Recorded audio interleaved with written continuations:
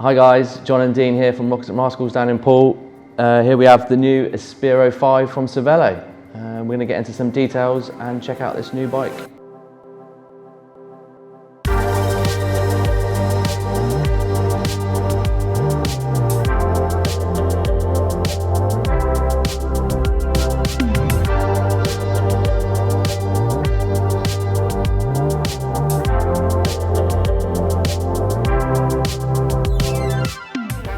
I've had the privilege of riding the bike before a lot of people have even seen it, and I've got to say it's a bit of a weapon. It's a bit of a departure from the gravel bikes of norm. They've definitely gone down a niche with this one.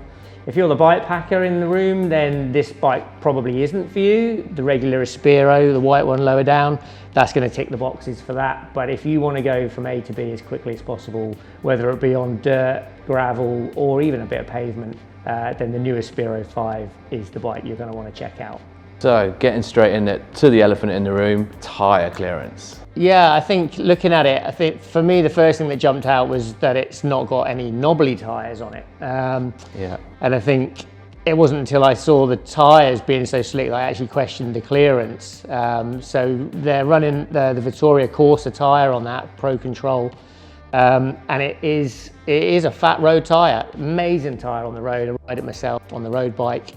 I've got to say, it blew me away when I rode it as far as how much grip a bike with no tread on the tyres actually has when you get it off road. Yeah. The clearance isn't immense. I think it's optimised for a 44mm tyre, which with all the talk at the moment of the gravel races going to wider, thick mountain bike tyres, I think is, you know, I can see where they're going with that. Cervelo have done their testing, they've been in the wind tunnel, and they found it to be faster, you know, not to need that massive tyre, not to need the suspension.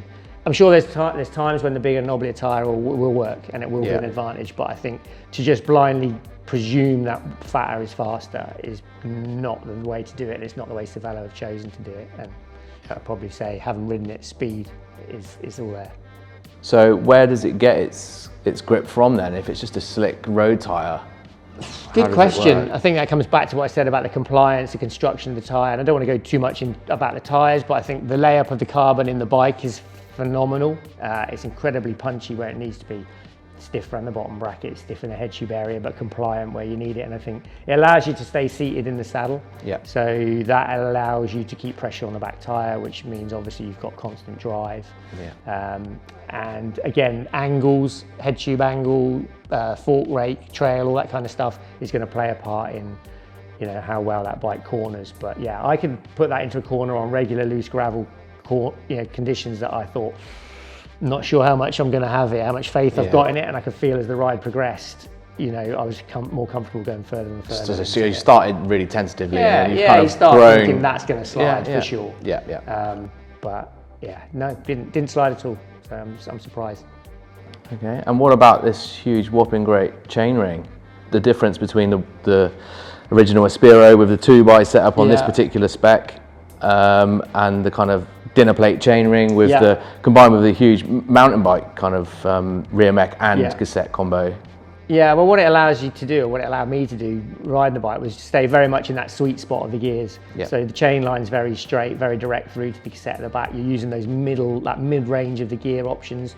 It's not very lumpy where we are, so I didn't find myself too far up the cassette into the biggest sprockets. Did find myself down on the 10 tooth occasionally. But yeah, you're just more often, there's less searching for the right gear. Yeah. And within that kind of sweet spot, like I said, in the middle of that sort of 4 or 5 gears, slap bang at the center point of the cassette, you're just running in there most of the time. So yeah, very secure. I like the chain device as well, just to help kind of, again, give you a little bit of peace of mind that you're not going to rattle the chain off. Not that that's too much of an issue nowadays, but it's just another little nice feature. Yeah, yeah. And you can see the little pull tag there on the down tube. Yeah. Which again is another slight departure from the original Aspero. But carried over from Caledonia 5. Yep. And that's just a regular glove box. Yeah, it's a down tube storage, which is de rigueur in the trade now. You know, anywhere where you've got the space to put a hatch and stuff it full of whatever you fancy. And I think it totally plays into the hands of that bike, because you don't want to be strapping bags and things to the out. It's all about aerodynamics. As soon as you start strapping bags on for carrying stuff, no matter how small they are, you're going to be detracting from that aero properties. So being able to fill the down tube with whatever you need is a bonus, I think. Yeah. The new handlebars quite interesting as well.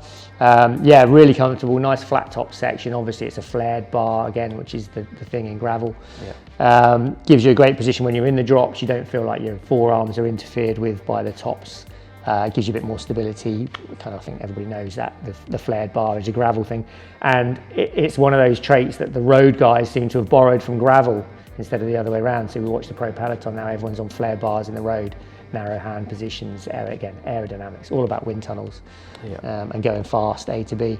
Not everyone is going to be a racer, so are we pitching this bike directly at racers? I think so. I think my experience of it is, if you like to push on, and you don't have to be a racer, you don't have to put a number plate on, you know, but if you like to go out and your group rides are fast and everyone's tearing it up, and you know, it's that style of riding, you're not stopping to look at the scenery, then that's the bike for you. If you are racing and you do want to get competitive, you want to start, you know, get on a start line, it's definitely the bike for you. How is this bike made available? Is it a frame option? Is it built only? Complete bike only. Several spec options from SRAM or Shimano, depending on your flavour of choice. The bike and the wheels are designed around each other, so it's a system. Yeah. So you could totally bolt somebody else's wheels into this bike, but you're kind of moving away from what Cervelo have how they've planned it, how they've developed it. They've developed them hand in hand, like as a system.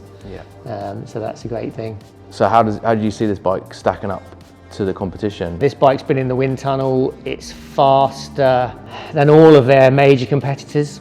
I won't list them, the stats will be out there, but it has been proven to be faster with wind coming from different directions rather than a nose-on wind tunnel test, where you don't get that variety of wind directions and conditions that you get in the real world. This bike's been tested with wind directions from lots of different angles, and it basically comes out top of the pile for any of that.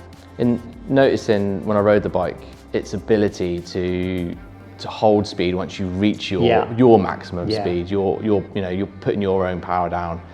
To me, it's just it's almost at a constant with that aerodynamic benefit. Yeah, for sure. I found the same thing. So I think it's not that it's difficult to get it up to speed, but it certainly excels when you get it up to speed. Yeah. So I think those races like we have, like your Unbound, like the Gralloch, like probably Dirty Reaver, you know, those big, wide open, long gravel straights, you know, this bike's going to go straight, fast, really fast. But I think perhaps the other reason that the bike handles so well, going back to the carbon, to compliance and the way that bike's laid up, is it's the ability to get power where you need it, but compliance where you need it. That's going to have, as much as the tyres lend themselves to the ride quality, I think, you can't put it all on them. You know, the frame is magic. It does have some sort of special quality to it that comes through when you ride it, but you won't be able to tell it from looking at it. No.